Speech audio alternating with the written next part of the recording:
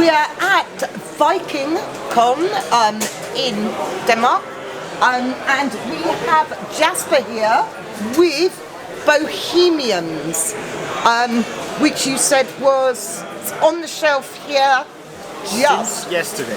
Yesterday. This is going to be available at Essen from Portal Games. We've just had a quick game of it. Tell us a bit about your thought process. Why did you write a game? Why did you design a game about Bohemians? So Bohemians is about artists in Paris trying to make it as an artist. So wannabe artists that want to become artists, and the idea comes from me walking in the Van Gogh Museum. Okay. Where I was together with a lot of people standing in line to observe this story about Vincent van Gogh, and I was like, why can we find this kind of story so fascinating with so many people, yet I don't find it anywhere in board games. Board games are about me attacking you with my sword or collecting resources or like, but so I wanted this new theme to be presented in games. And it's very pretty. The art is really whimsical. Who did your art? How did you get in touch with them? Most of the art is made by Hannah Kuik. She works for Portal Games full time, and she's amazing in how versatile she is. What I heard is that she practiced on this art style for about 2 weeks before she nailed it down. Wow, goodness. And then she did most of the game in this kind of sketchy aquarelle kind of style. While before that she did, for example, the Batman detective game where she did like very original looking Batman drawings. Yeah. So she really adapts very... But with this it flows more with the theme as well. Yeah. And we've got what? We have a painter, a writer, a musician and a sculptor. Yeah. And then we also have different... day I want to say day jobs. Yeah, the beggar is not really a beggar job. is not really. The other nice thing with these, which to be honest we only noticed halfway through the game, is you've actually got a male character one side, and then we have female character artwork on the back. These are sort of randomly done, aren't they, at the start? Yeah. The starting decks, are these are all the same? They are largely the same, but they have a signature card that is stronger than the rest, that is a different color and has some different icons, so that affects your playstyle. In this case we have the painter who paints without stopping.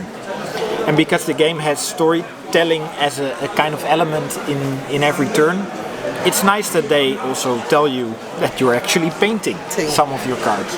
And like, you can actually develop a really nice story about the things you're doing in the day. So if you like a bit of storytelling in your game as well, you can add that.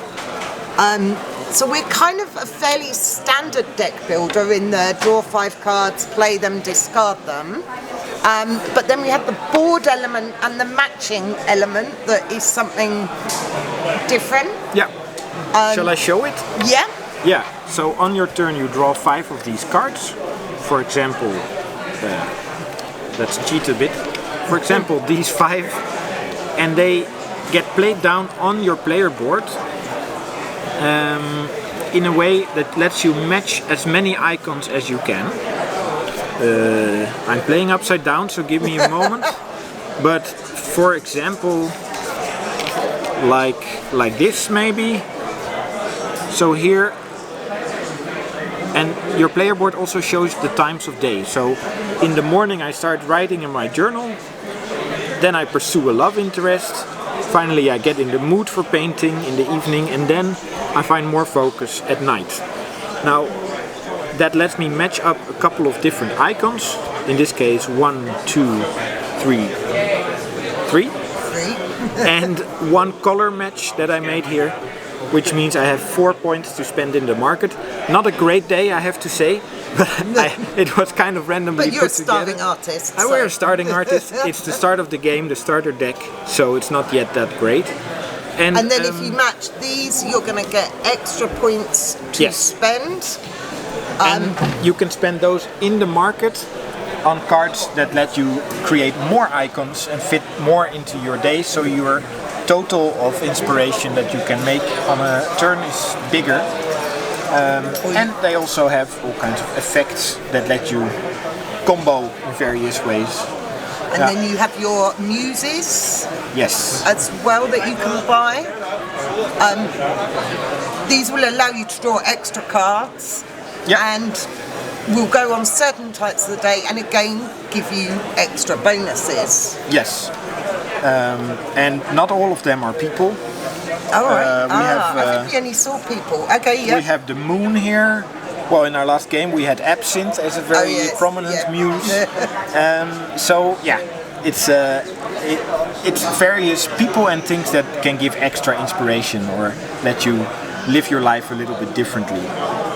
But of course, being a starving artist, you need to have a job. And if you don't play your job tile at some point in your day, you're going, what are these called? These are called hardships. Hardships. If you don't do your job, you're going to get a hardship. Like a drinking habit. Like a drinking habit. What's nice about the hardships in this game is that some of them just give you a flat penalty, like gain 2 inspiration less. That's just negative. But others can be worked around, like the drinking habit. You gain more hardships if you have less than 3 masks in your routine. But if you manage to complete enough masks, that means that actually you're a functional drinker, functional alcoholic. Yes, exactly. We have some syphilis that we didn't see in our game. That is a fun card because you get to give syphilis to other players. Okay.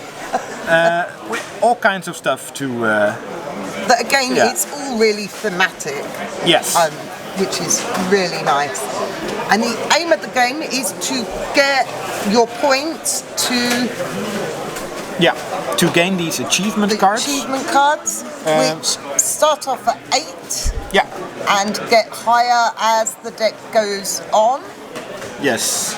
So they get slowly higher, and the game is a race for the first player to get 5 of these cards. If it's a very tight race, and for example everyone has 4 cards, we have one last card to fight over, and that means you win the game actually after your death. A street is named after you posthumously, so also which that is part happen. of the game. Yeah. Yes. Yeah. The other nice thing that I liked was this mechanic where if you have your points left over and you haven't spent them, you can put them on the Atelier board, and then you can spend points from here to do different things. So you can draw extra cards, you can ignore your hardships, and you can reject cards. You can get rid of those hardships. Yes. Yeah. All of which are, I think, are mechanics that we're used to from deck building, but done in a slightly different way. Yeah. Which is nice. Yeah. And then it means that reject, for example, so trashing is available all the time for everyone if you want to. So if you're a hardcore deck builder, you can really try to go for that. And your boards are all slightly different with the bonuses and the symbols on the edge. There are other cards in the game that allow you to increase and double these symbols, and also ones that stop those symbols being produced. So in the game we just played, I was generating a lot of hearts, so if someone had been really horrible, they would have stopped the heart supply for the round.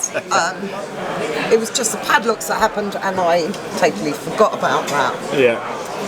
So this is available at Essen from Portal Games. Is it available EU at the moment, or is it just Denmark? Is it just us that's lucky enough at the moment? It's EU. It's whole world available. Whole world available from Portal Games, or check it out at Essen. I assume they're doing pre-orders. Are they doing pre-orders? Do pre-orders, yes. So you can pre-order this from Portal Games if you're lucky enough to be going to Essen. We won't this year It's another whole story. And I can add that the game contains 3 solo scenarios. Oh wow. We didn't talk about those yet. Again, the artwork. But there's some art here. The scenarios are on the back. And at Essen you will get a 4th bonus scenario if you pre-order it. Okay. So, yeah. And it's 1 to 4 players, plays in 45 to 60 minutes. If you like deck building, I'd recommend this. You've got the good basis of knowledge for what you're doing. I'd say with a few extra little spicy tricks up your sleeve. Check it out. Thanks for having a chat with us, Jasper. Yeah, thanks a lot. I hope to see you at some more events here in Denmark. Now we're finally here. Yeah. Keep an eye out on the channel. There'll be some more stuff coming out. We're currently waiting for everything to arrive. It's a bit chaotic. Thanks for watching though, and we'll see you next time. Bye.